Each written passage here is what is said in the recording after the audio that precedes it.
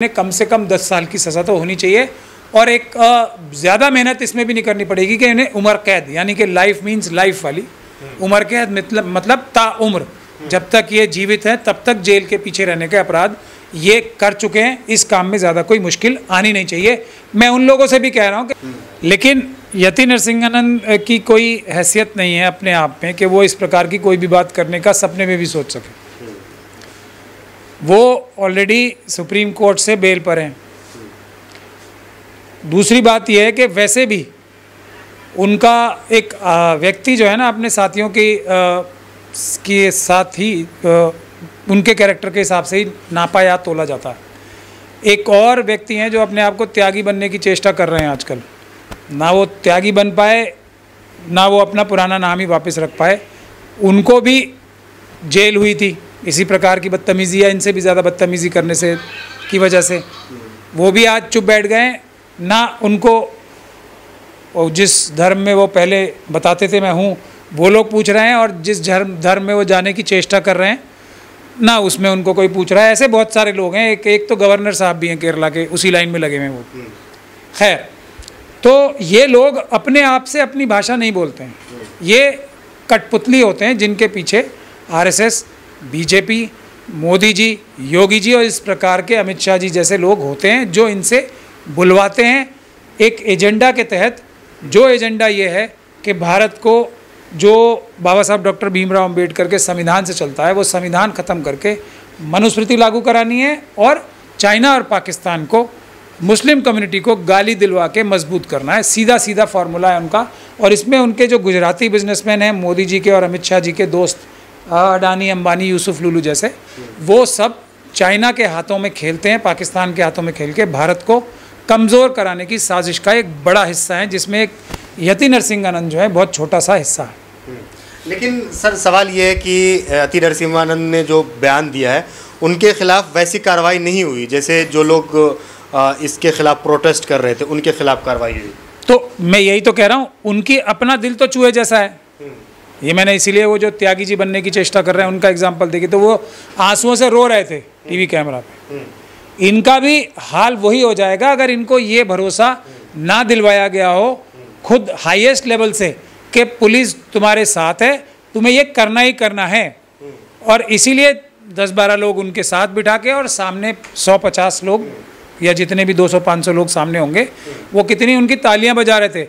और उनको देखिए कितनी मजबूरी थी कि वीडियो बनी नहीं बनी ये तक पूछ रहे हैं वो, क्योंकि अपने आकाओं को उन्हें वीडियो दिखा के ये साबित करने की भी ज़रूरत पड़ती कि देखिए जो आपने डायरेक्शन दी थी मैंने वो बोल दिए। अगर पुलिस से उनकी सांठ-गांठ ना हो तो वो एक शब्द नहीं बोल सकते इस प्रकार की बदतमीज़ी का। मैं इतनी गारंटी दे सकता हूँ पूरे देश को। और उसी के लिए देखिए, अब उनके खिलाफ अगर जेन्युइनली किसी ने पीसफुल प्रोटेस्ट करने की कोशिश की तो सरकार ने कितना कड़ा रवैया इख्तियार किया है। क्या मैसेज दे रही है उत्तर प्रदेश की पुलिस कि हमारे ऊपर दबाव है कि जिस व्यक्ति की वजह से ये सारा एक्शन का रिएक्शन हुआ है, अगर यति नरसिंहानंद इस प्रकार की सारी हदें लांघ के बदतमीज़ी ना करते तो इस प्रदर्शन की जो उनके खिलाफ हुआ कोई ज़रूरत ही नहीं पड़ती। मंदिर से किसी को परेशानी थोड़ी है। अब देखिए उसको क्या ट्विस्ट दे रहे हैं कि वो मंदिर के खिलाफ था। मंदिर ने इस प्रकार के शब्दों का प्रयोग थोड़ी किया था, एक व्यक्ति ने किया था। तो वो व्यक्ति के खिलाफ जो प्रोटेस्ट हुआ, एक लोगों की आहत लोगों की भावनाएं जो सामने आई, उनको किस मजबूती के साथ क्रश किया। उनके खिलाफ 5-5, 6-6 धाराओं में। और जुबैर जो एक ऑल्ट न्यूज़ चलाते हैं, जो कि सच्चाई झूठ का नकाब उठा के सच्चाई दिखाते हैं, उनके खिलाफ भी बड़ी सख्त कार्रवाई की जा रही है। क्यों? क्योंकि कोई सच ना बोले और इनके झूठ और इनकी बदतमीज़ी को लगाम कानूनी और संवैधानिक लगाने की कोई चेष्टा ना करें, मगर ये कामयाब नहीं होंगे। बहुत सारे ऐसे लोग हैं जो इन्हें कानूनी और संवैधानिक रूप से अच्छा सबक सिखाएंगे। अच्छा, आप मुस्लिम भी है, एडवोकेट भी है, क्या लगता है कि एक मुसलमान कभी भी नबी के शान में कोई गुस्ताखी करे उसको बर्दाश्त कर लेगा? एक मुसलमान तो किसी भी इस प्रकार के बहतान को, झूठ को, इल्ज़ाम को किसी के लिए भी बर्दाश्त नहीं करेगा। और ख़ास तौर पे अगर कोई पक्का मुसलमान है तो वो भारत के संविधान को, जो कि सभी धर्मों को सिवाय 1-2 जो मानसिकताएं उनको छोड़ के प्रोटेक्शन देता है, सभी धर्मों को खुले रूप से अपनाने का एक प्लेटफॉर्म प्रदान करता है, उसके खिलाफ कोई काम करे तो वैसे भी मुस्लिम क्या किसी का भी फ़र्ज़ बनता है। और मैं लॉयर भी हूँ, यानी कि संविधान का एक स्टूडेंट भी हूँ, अम्बेडकराइट भी हूँ और मुसलमान भी हूँ, तो मेरा तो 3 गुना फ़र्ज़ बन जाता है कि ऐसे लोगों को रोकूं जो भारत का संविधान छिन भिन करके मनुस्मृति लागू कराने की चेष्टा कर रहे हैं। और यति नरसिंहानंद, आपको ऐसा लगता है कि सिर्फ मुसलमानों के खिलाफ बोल रहे हैं, तो ऐसा बिल्कुल नहीं है। इनके इसी बयान को लेने, वो पिछले बयान छोड़ दें जो महिलाओं के खिलाफ बोले उन्होंने, और क्या क्या नहीं बोला उन्होंने, किस किस के बारे में, वो उनकी मानसिकता दर्शाता है, ठीक।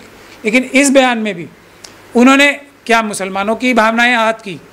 अभी रामलीला का एक तरीके से मंचन हो रहा है सारे देश में। उन लोगों, उसी बयान में उन्होंने 3 ऐसे जो व्यक्तित्व हैं उनके बारे में बोला है जिनका दहन किया जाता है, जिनका पुतला दहन किया जाता है। एक को बोला है सबसे ज़्यादा चरित्रवान व्यक्ति, एक को सबसे बड़ा साइंटिस्ट, और एक को ऐसा बोला है कि उसने बहुत छोटी गलती की थी कोई, ये बोला है ना। अब जो ये लोग रामलीलाओं का मंचन कर रहे हैं, क्या ये गलत कर रहे हैं? उन्होंने तो उनके हिसाब से तो गलत ही कार्य कर रहे हैं, तो क्या इन सभी लोगों की भावनाएं आहत नहीं हुई होंगी? लेकिन वो कोई लोग हिम्मत इसलिए नहीं कर पा रहे क्योंकि सभी रामलीलाएं जो ऑर्गेनाइजर्स हैं उनको मेरे ख्याल से धमकाया गया होगा या उनके ऊपर दबाव डाला गया होगा कि यति नरसिंहानंद जी के खिलाफ कोई भी कानूनी कार्रवाई न करें। हालांकि उन्होंने काफ़ी भावनाएं, जो रामलीला ऑर्गेनाइज कर रहे हैं उनकी भी भावनाओं को मेरी नज़र से तो काफ़ी आहत किया ही किया। तो क्या लग रहा है कि यति नरसिंहानंद जो है मानसिक रूप से बीमार व्यक्ति है? नहीं, उसके लिए तो आप किसी डॉक्टर से बात करेंगे ना, मैं बिना सबूत के तो कोई बात कह नहीं सकता। मेरा तो थ्योरी दूसरी है, उनसे कहलवाया जा रहा है। कौन कहलवाएगा उनसे? उनसे आरएसएस, मोदी जी, योगी जी, अमित शाह जी के खिलाफ भी बयान दिया था। नहीं तो इल्ज़ाम सारा बीजेपी के ऊपर न लग जाए ना। उनकी 2 भाषाएं हैं ना, एक तो रामलीला में जिन लोगों का, जिन व्यक्तित्वों का पुतला दहन होता है उसके खिलाफ भी तो बोला है, तो बीजेपी की तो राजनीति इससे खतरे में आ जाएगी। आप समझने की चेष्टा कीजिए, एक बात। दूसरी बात, काम तो करवाना है, वो तो चाइना और पाकिस्तान का दबाव है। ये जो मैंने अभी बिजनेसमैन का नाम लिया है, गुजराती मनुवादी मानसिकता के जो बिजनेसमैन हैं, वो चाइना और पाकिस्तान के साथ मिलकर भारत की हर पॉलिसी को ख़राब कर रहे हैं, चाहे वो अग्निवीर की हो, चाहे ट्रेड पॉलिसी हो हमारी, तो और चाहे स्वामी जो हमारे सुब्रमण्यम स्वामी साहब हैं, उनकी ज़बान में 4000 किलोमीटर से ज़्यादा जगह चाइना हमारी छीन चुका है। और मोदी जी अपनी बुज़दिली की वजह से ये भी कहते हैं वो कि उसको वापस नहीं ले पा रहे हैं। तो ये सब चीज़ों में काम भी करने हैं बुरे, और इनकी तरफ उसकी आँच भी ना है, इसकी एक स्ट्रैटेजी के तहत हो। सर, इस मामले को एडवोकेट महमूद पराचा साहब कहाँ तक लेके जाएंगे? क्या अगला कदम रहेगा आपका? नहीं, मेरा तो इसमें देखिए, वकीलों की एक लिमिटेशन होती है। अगर कोई क्लाइंट हमारे पास आएगा तो इसमें आतंकवाद का ये अपराध किया है उन्होंने, देशद्रोह का अपराध किया है पाकिस्तान और चाइना के साथ मिलके, उसकी प्रॉपर इन्वेस्टिगेशन होनी चाहिए और इनके ऊपर आतंकवाद का मुकदमा लगना चाहिए। और जो सिर्फ फ़ोटो खिंचवाने के लिए, ज्ञापन देने के लिए कुछ कर रहे हैं, उनको इससे आगे बढ़ना चाहिए और मजबूत कानूनी कार्रवाई करानी चाहिए, क्योंकि हल्की धाराओं में कानूनी कार्रवाई करने का मतलब है यति नरसिंहानंद और इनके पीछे जो तार हैं जिनके हाथों में, उनको और मजबूत करना है। या तो इससे बाहर ही रहें या फिर मजबूत कानूनी कार्रवाई करें। मैं तो खुद ही कह रहा हूँ ना, हम अपने मुसलमानों का एग्जाम्पल दे दें। कितने बड़े बड़े जो मुस्लिम कम्युनिटी के लीडर्स हैं, लगने में कितने अच्छे अच्छे मुसलमान लगते हैं, वो सब आरएसएस के एजेंट हैं। तो उसी प्रकार से समझना चाहिए ना, कोई अपने मुंह से हितैषी बोले वो हितैषी थोड़ी हो जाता है। हितैषी वो होता है जो हितैषी जैसा कार्य भी करे। बच्चों के हाथ में अगर पेन, कलम, पढ़ाई और देश की रक्षा के लिए मजबूत दिल की जगह एक दूसरे नागरिकों को मारने के लिए, हथियार उठाने के लिए बोलें, तो वो व्यक्ति कोई देशभक्त होगा, किसी कम्युनिटी का हितैषी होगा?